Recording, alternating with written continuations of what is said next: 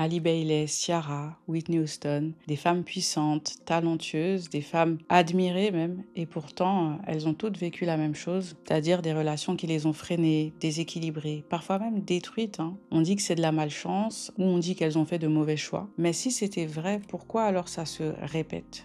Et sur différents types de femmes. Et surtout, pourquoi ça arrive à des femmes qui, sur le papier, semblent tout avoir? Et la vérité, c'est que ce n'est pas un hasard. Ce n'est pas un manque d'intelligence. C'est plutôt un mécanisme invisible que beaucoup de femmes activent sans s'en rendre compte. Et si tu es en train de construire quelque chose, si tu es en train de bâtir un empire ou de bâtir, quoi qu'il en soit, une carrière ou une vie dont tu peux être fier, ben ce mécanisme peut aussi te concerner. Alors, on croit souvent que le succès protège, que plus tu réussis, plus tu attires des hommes qui sont à ta hauteur, des hommes qui sont stables, des hommes qui sont construits. Mais malheureusement, ce n'est pas comme ça que ça fonctionne. Parce qu'il y a une différence entre être forte et être alignée. C'est important que tu comprennes la différence entre les deux. Dans le sens où tu peux être forte à l'extérieur et avoir encore des insécurités à l'intérieur. Et c'est ça que j'appelle la fissure. La fissure, c'est quand tu projettes une image que tu n'incarnes pas encore complètement. Par exemple, tu projettes la femme très indépendante, mais tu cherches encore la validation. Tu projettes la femme hyper confiante, mais tu as encore peur de ne pas être aimée. Tu projettes la femme désirable, mais tu cherches à attirer l'attention en fait. Et cette fissure, il faut bien le comprendre.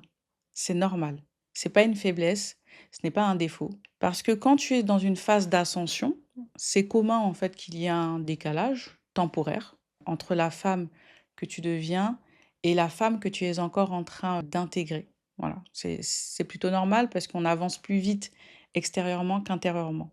Donc, il n'y a pas de mal à ça. Toute femme en ascension vit ça en fait. C'est une phase, c'est pas un défaut permanent. Maintenant, le problème, c'est que cette fissure, elle est presque invisible pour toi. Elle est même invisible pour la plupart des gens.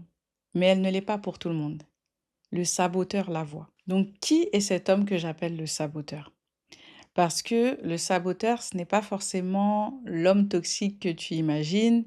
Ce n'est pas forcément un homme violent. C'est pas forcément celui, vraiment l'homme violent, l'homme toxique que tout le monde voit venir. Au contraire même. Le saboteur, il peut être charmant, il peut être talentueux, il peut être ambitieux, il peut même sembler parfaitement aligné avec toi, au début en tout cas. Mais il a une particularité, le saboteur, c'est que il est attiré par les femmes puissantes, pas pour les élever, mais plutôt pour les déstabiliser. Et c'est ça qui est intéressant parce qu'il n'est pas attiré par les femmes faibles, il n'est pas attiré par les femmes puissantes non plus. Il est attiré par les femmes puissantes qui ont une fissure. C'est vrai que les femmes puissantes, elles sont attirantes, elles ont un certain statut social, elles ont de l'argent, donc c'est un challenge pour lui. Mais le fait que ces femmes ont une fissure, ça lui donne une opportunité, ça le rassure, ça lui permet d'exister et d'avoir une forme de pouvoir. Et le saboteur, il existe sous 3 formes. Première forme, le chasseur compétitif. C'est vraiment l'homme qui veut te conquérir pour prouver qu'il peut. Pas pour construire vraiment avec toi, mais pour gagner. En général, une fois qu'il a gagné, il se désintéresse de toi ou bien il cherche une nouvelle façon de te déstabiliser pour rester dans la dynamique. Deuxième forme de saboteur, je dirais l'enfant blessé. Donc celui-ci, il n'est pas méchant, il n'est pas calculateur, il est plutôt fracturé. En fait, il cherche inconsciemment une femme assez forte pour le porter. Donc en gros, tu le maternes, quoi. Tu deviens un peu sa mère, tu perds ton pouvoir en le sauvant constamment. C'est vraiment l'homme qui va prendre sans jamais rendre, parce qu'il ne peut pas en fait, il n'a pas la possibilité de le faire. Troisième forme de saboteur, c'est le créancier, et je dirais que celui-ci, c'est le plus dangereux, car il est le plus difficile à quitter. C'est l'homme vraiment qui va beaucoup investir au début, il va t'aider dans ta vie, il va t'aider dans ta carrière, mais il ne le fait pas par générosité, il le fait par calcul. Chaque investissement en fait qu'il fait en toi, c'est une dette qu'il enregistre émotionnellement et mentalement. Et quand il veut détruire, en fait, il encaisse en fait tout ce qu'il t'a donné. Donc c'est vraiment l'homme qui ne te détruit pas malgré ce qu'il t'a donné, il te détruit grâce à ce qu'il t'a donné. Donc c'est vraiment le plus dangereux, c'est le plus difficile à quitter en général. Mais dans les 3 cas, le mécanisme, il est le même. C'est que il ne crée pas ta fissure, le saboteur.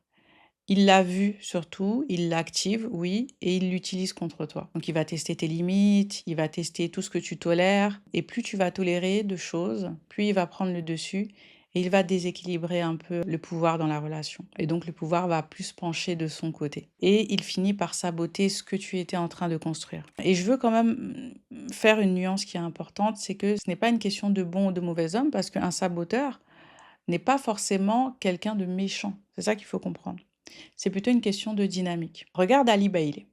Donc, Ali Bailey, c'est une femme vraiment talentueuse, elle est belle, elle est puissante, elle est vraiment sensuelle, magnétique. C'est vraiment une sirène, voilà, au sens littéral et archétypal du terme, voilà, une femme séductrice. Et pourtant, ben, pendant sa relation avec DDG, donc le streamer, son ex-compagnon, le père de son enfant, ben, on voyait autre chose.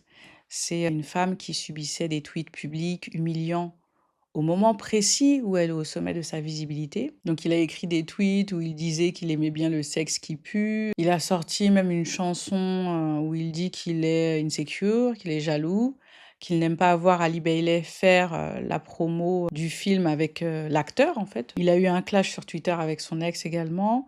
Il n'a vraiment cessé d'embarrasser cette femme en fait durant la promo de La Petite Sirène. Et ça peut montrer que Ali Bailey, c'est vrai qu'elle projetait la sirène à l'extérieur, mais intérieurement, en fait, elle cherchait encore à être choisie. Elle cherchait à être aimée par un homme qu'elle admirait. Parce que c'est vrai qu'elle admirait beaucoup des DG, elle l'avait dit, que c'était son streamer préféré. Et ça, ce n'est pas une faiblesse, c'est une fissure. Elle projetait en fait une énergie qu'elle n'incarnait pas encore complètement. Et DDG, le chasseur, lui pour le coup, a senti exactement ça. Il a vu la sirène en elle, il a vu le statut social, le fait qu'elle soit connue, qu'elle soit belle, et ça l'a défié. C'était un challenge pour lui de la conquérir. Et il a senti la fissure ensuite, et ça l'a rassuré sur sa propre masculinité. Et c'est là que tu vois le mécanisme en action. Il n'a pas inventé sa vulnérabilité, il l'a activée. On a pu le voir, ça a ralenti sa carrière malheureusement. Parce que vraiment, Ali Bellet, il faut comprendre que ce qui était prévu pour elle, c'est qu'elle devienne une sorte de seconde Zendaya, quoi. Pas forcément exactement la même personne, bien sûr, mais je veux dire qu'elle soit aussi connue que Zendaya, qu'elle soit aussi mainstream que Zendaya, admirée par tout le monde, parce que Ali Bellet, non seulement c'est une belle femme, elle est élégante, elle est talentueuse, mais elle est aussi un peu atypique. C'est vraiment la stratégie qu'on avait prévue pour elle et qui a été complètement sabotée par son compagnon, par l'image de son compagnon et par les sorties incessantes qu'il a fait sur elle et sur leur couple. Voilà, et en plus, on peut pas vraiment lui en vouloir. Elle est très jeune, Ali Bellet, en tout cas, du moins, elle était très jeune à l'époque où elle était avec lui. Donc le fait qu'elle ait encore cette fissure, bah, c'est plutôt commun, en fait, finalement. Et tu pourrais te dire qu'il suffit de mieux choisir, de filtrer plus tôt, d'être plus méfiante. Mais regardons ce qui s'est passé plutôt avec Ciara. Voilà, on va partir sur Ciara. Bah, en fait, Ciara, elle n'a pas juste mieux choisi après Futur. Elle a changé ce qu'elle projetait. Et l'homme qu'elle a attiré ensuite était radicalement différent, forcément. Donc, comment Ciara, elle est sortie du cycle? Comment elle a réglé son problème au niveau de sa fissure? Bon, Ciara et Futur, donc tu connais probablement l'histoire en surface. Ils étaient en couple, il y a eu beaucoup d'infidélité, beaucoup de trahison, une relation qui était publiquement chaotique, toxique. Mais ce qui s'est vraiment passé, c'est qu'on a retrouvé une dynamique un peu proche du saboteur créancier, du coup. C'est-à-dire que Futur l'a beaucoup aidé au début, dans sa carrière, dans sa musique, dans sa visibilité, dans son réseau. Et cette dette, en fait, il s'en est un peu servi pour se permettre tout. Et Ciara, de son côté, elle projetait la sirène indépendante, mais en réalité, elle cherchait encore la validation d'un homme de son milieu. Et c'est ça, sa fissure. C'était ça, sa fissure. Et Futur l'a vu, il l'a trouvé. Mais Ciara, elle a pris conscience ensuite de sa fissure. When I date, now it's not just me, it's somebody Exactly. else. You have somebody else. So you created a different vision for yourself. Absolutely. Yeah. And I was very clear on it, but I also desired something different. Yeah. And let me tell you, that right there, because a lot of people are in situations It's real. that they say they want to be out of, Yeah. but they But don't you want to don't change that. really. You don't really want Yeah, that. you Right. don't We want keep Right. having the same behaviors that keep Yeah. creating those situations. Exactly. So you Right. actually really like the Like to pain set that you you're Right. in. Yeah, You that's like all that real. drama. You like the drama. That's real. Right? You know? Elle a dit quand je date maintenant, ce n'est pas juste moi, c'est une version différente de moi. Elle n'a pas dit j'ai trouvé un meilleur homme, elle a dit je suis devenue une version différente de moi. Et l'homme qu'elle a attiré ensuite, donc Russell Wilson, il était radicalement différent de Futur. Pas parce qu'elle a mieux choisi, pas seulement en tout cas, mais plutôt parce qu'elle projetait autre chose, parce qu'elle était devenue plus entière. La fissure, elle s'était fermée et le saboteur n'avait plus de prise sur elle à ce moment-là. Donc c'est vrai que Ali, Bailey et Ciara, elles incarnent toutes les deux l'archétype de la sirène, mais ce mécanisme ne concerne pas que la sirène. La fissure, c'est tout simplement l'écart entre qui tu es et ce que tu n'as pas encore intégré. En d'autres termes, c'est ton archétype non intégré qui crée la fissure. Donc, par exemple, si tu as une énergie proche de la mer et que tu n'as pas intégré cette énergie, que tu n'as pas assumé, bah, tu vas confondre amour et sauvetage et donc tu vas attirer l'homme qui veut être sauvé, celui qui prend sans jamais rendre. Si tu es une vierge, si tu as l'archétype de la vierge mais qu'il n'est pas intégré, bah, tu vas donner sans compter pour être aimé et tu vas attirer des hommes qui veulent te corrompre. Si tu es une guerrière non intégrée, si tu as l'archétype de la guerrière mais qu'il n'est pas intégré, bah, tu vas performer, tu vas prétendre n'avoir besoin de personne en apparence, mais tu vas attirer l'homme qui se sent castré, celui qui va saboter parce qu'il ne peut pas rivaliser avec toi. Donc il va saboter tout ton empire. Et c'est pour ça que si tu remarques bien sur les réseaux sociaux, il y a beaucoup de créatrices de contenu qui sont parmi ces femmes qui racontent leur relation avec ce type d'homme. Donc elles ne l'appellent pas le saboteur, mais en fait c'est ça, hein, clairement. Elles ont beaucoup été dans ce genre de relation, pas parce qu'elles sont faibles, mais parce qu'elles sont précisément dans cette phase d'ascension dont je te parlais. Ce sont des femmes qui sont vraiment les cibles parfaites en fait pour ces hommes-là.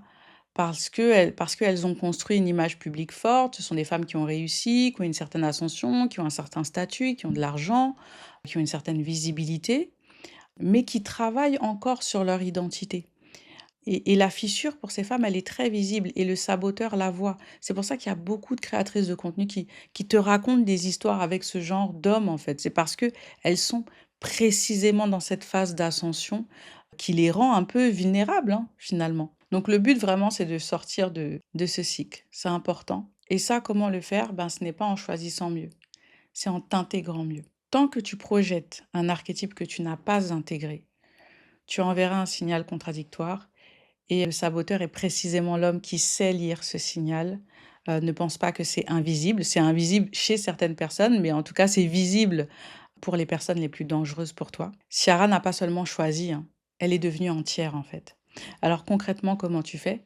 Ben, la première étape, c'est d'identifier ton archétype féminin dominant, pas celui que tu veux être, celui que tu es vraiment. Et c'est pour ça que je t'invite vraiment à faire le quiz tout de suite pour savoir quel est ton archétype féminin. C'est important, ça va t'aider. L'étape numéro 2 consiste à identifier ta fissure.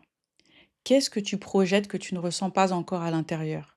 C'est là que le saboteur il entre. Et l'étape numéro 3 consiste à intégrer, à fermer l'écart entre les deux. Et ces 3 étapes, que ce soit identifier ton archétype, reconnaître ta fissure, l'intégrer, c'est exactement ce qu'on fait ensemble dans le challenge des archétypes féminins. C'est-à-dire que du 26 au 28 mai, ce seront 3 soirées gratuites en direct que je vais donner parce que tant que tu ne sais pas quelle partie de toi crée cette fissure, bah, tu vas rester accessible au saboteur. Le lien est en description si tu souhaites participer et véritablement changer la façon dont tu te vois. Donc en gros, plus ton archétype il est intégré, plus la fissure se ferme. Et plus elle se ferme, et moins tu es accessible au saboteur forcément.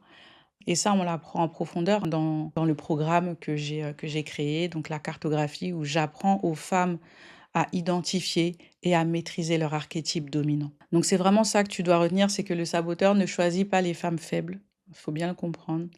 Il choisit les femmes puissantes qui ont encore une fissure. Donc ferme la fissure et il n'aura plus de prise sur toi. Et si tu veux identifier ton archétype dominant et comprendre quelle part de toi attire encore ce que tu ne veux pas, bah, le quiz est en description, fais-le. Voilà, ça va te prendre, je crois, 10-15 minutes quand même, parce qu'il y a 40 questions, mais 40 questions importantes qui vont être un miroir pour toi. C'est vraiment la première étape et c'est important pour ne pas tomber sur des hommes qui peuvent détruire tout ce que tu as construit.